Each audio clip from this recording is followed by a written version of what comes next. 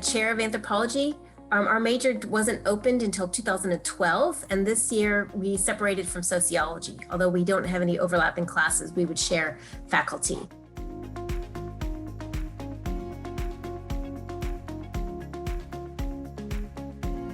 So we are a relatively small program at CI, but that's what makes us special, because we actually know our students.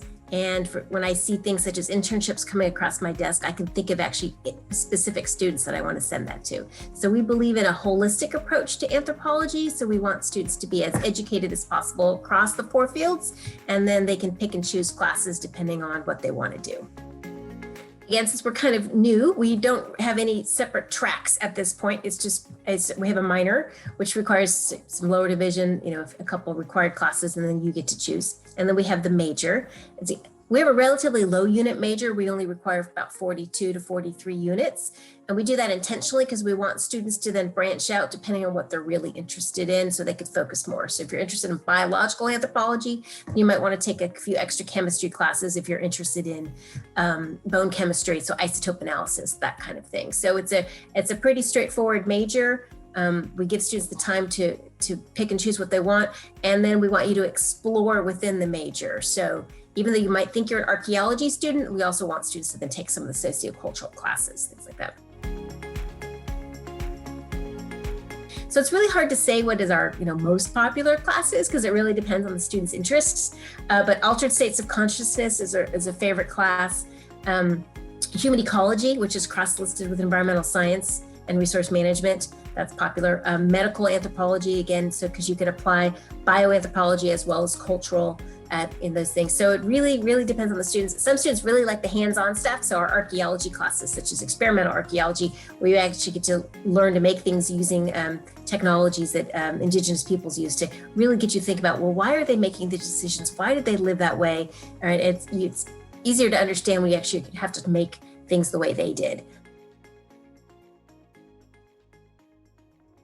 We try to get every student out to the islands. Unfortunately, right, with COVID-19, that was put on hold the past year, but we want every student to get out there at least once. And we have classes, and it might look a little pricey. You say, oh, that's a course fee of $150, but that's to help pay for the trip out to the island. And then you won't have any other books for that class. So applied anthropology, archaeological method and theory, human ecology, my Seacoast class, Native Californians, those are all classes that have taken trips out to the islands because we want students to go out there. And so some of those have just been weekend trips where you kind of soak it in, and others such as archaeological method and theory and applied anthropology, we're actually doing projects for the National Park Service. So that's the other key component of anthropology, is we really believe in hands-on learning and service learning. So helping out different groups, again, such as the state parks or national parks, do projects that help train students, but also help them out as well. Since, for example, Channel Islands National Park has 1 archaeologist and 1 cultural resource manager.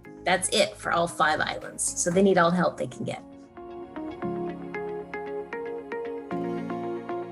Now, we've had students go on to the Peace Corps. Actually, I had one student who, looking back at her, when she applied, I was looking at my notes, her goal was to work for a nonprofit, but after graduation, which I thought was great as a high school student, she actually worked for the Red Cross. She just got her master's in emergency management, and now, thanks to COVID, she's working at Cal State Fullerton in emergency management. We've had numerous students go on for student affairs type work, so getting their master's degree. I have one student who got her master's in public health and is actually now working on her PhD in public health. So again, we allow you guys to learn about humans, and then you just have to create your own path. The major like anthropology, the whole point is you want to be curious, you want to be flexible. So it's like, hey, I got to fill that UD, that upper division GE requirement in category D. I'm gonna take a chance, and I'm gonna do a cultural class, communication. That might spark an idea about a project you could do in anthropology because you did that. So take a chance, be flexible, be curious, and most importantly, I think, talk to your professors.